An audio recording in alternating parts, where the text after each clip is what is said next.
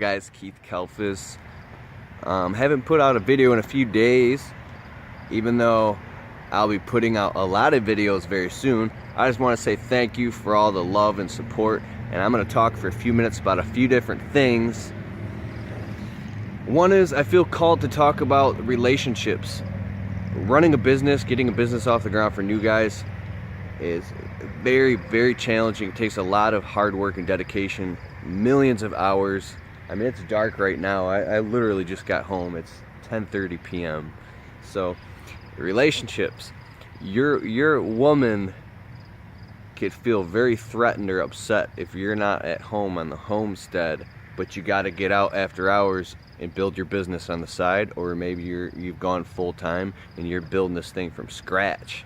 It takes 100% dedication. You can't be home at 5 o'clock. You can't do it.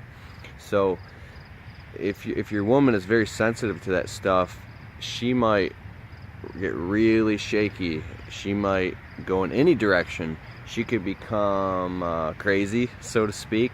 She could pick fights with you, argue with you. You might even be up all night fighting with her because you're not there, and it's just to get your attention. She might say things or do things or attack you. It could get bad. You could argue, you could fight.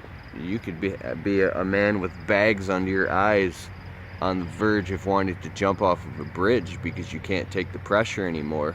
Maybe you snap and you scream at her. I don't know what's going on. But all I'm saying is that, or maybe people bottle things up inside. Read a book by Gary Chapman called The 5 Love Languages. Phenomenal book. You can get an audiobook or read an ebook or a physical book, buy it off eBay, whatever. It says that different people communicate in different ways. Maybe your woman needs to feel loved through acts of service. Maybe if you vacuum the floor and fold laundry and do all the dishes and do that, no matter how tired you are, she will feel loved. Maybe it's speaking.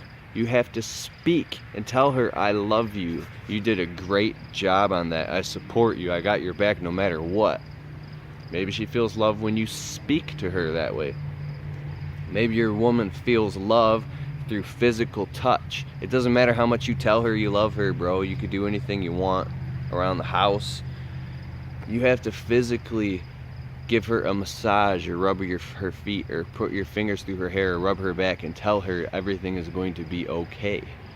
Maybe that's how she feels love. So basically the point of the book is you could think and feel that you are loving somebody with everything that you have every moment of the day for years, and that person and your woman could actually feel totally unloved and feel like you don't love her at all.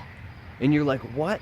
I love her unconditionally, but she don't feel loved. She might not even feel loved because you haven't been loving her in a way that makes her feel loved. Does that make sense? What if, how about this? What if you don't feel loved by her? And little do you know, she loves you so much she would die for you, but because she doesn't touch you or give you a massage, or maybe she doesn't speak to you in a certain way, or maybe she doesn't do certain things. We have completely different love languages, and most couples are married for years, and they aren't even aware that the reasons that they might even be secretly miserable is because they're not communicating in the other person's love language. So this is the solution, and read the book as well, is find out what their love language is or what makes them feel loved and start doing that. Say, like, how about this? My wife feels love. It's acts of service. And I never got that. I rub her feet, man. I spoil her. I pamper her. Tell her I love her up and down. It don't even do shit. My wife feels loved when she's folding the laundry and I come up next to her and I start folding the laundry. Or she's doing the dishes and I come up next to her and I dry them off, or I'll put them all away from her. She feels love when I'm running loads of laundry up and down the stairs. Or she feels love through acts of service. How does your woman feel loved? And it took a long time to realize that. You got to see how they respond and love them in a way selflessly that makes them feel loved. Not how what you think is love, what makes them feel loved. That's how you make it grow, by bending over backwards. There's first, second, and third stage consciousness in relationships. First stage relationship is the reciprocals are shells. It's masculine, feminine, conscious awareness, like yin yang. So if a man is masculine in his core, but the woman is feminine in her core, but they have reciprocal codependency, that means the man has a feminized shell, right? And the woman has a masculinized shell. This is very common. It's the depolarization and the shift of masculine, feminine consciousness. Therefore, you got these ball-busting masculine females, and then a more feminized guy, where the woman feels like she has to be masculine and control and boss her man around and bitch about everything until he's ground down to a stump and he can't even defend himself to his woman, or she'll bite his freaking head off. Because really what's going on is, deep down inside, the woman is afraid and insecure, and she can't be her feminine self and relax into the backbone and surrender into, he is the spine of her serenity. She can't relax because she is afraid that she cannot trust him, because he's not truly aligned up with this masculine core. Therefore, he is untrustable. So she tries to be a control freak and controls him like his mommy, because she's afraid she can't trust him. So at least if she can control him, she can keep him in a spot or in a position where she doesn't have to face neglect or abuse, or face being abandoned and things like that. That's where codependency comes in, and you see these bitchy women where the guy is like, ugh. So the only way is when you begin to grow in your masculinity, because that's going from first to second stage consciousness, which is functionality and fairness, is where you give and receive and you communicate. You ever see those real healthy relationships? At least they seem healthy.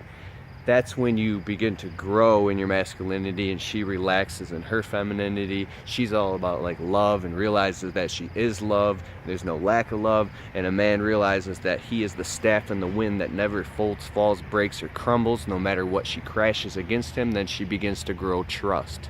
That's when codependency starts to break and fall away. Third stage conscious relationship is very few. That's what I'm talking about in the 5 love language, where you bend over backwards for your lover.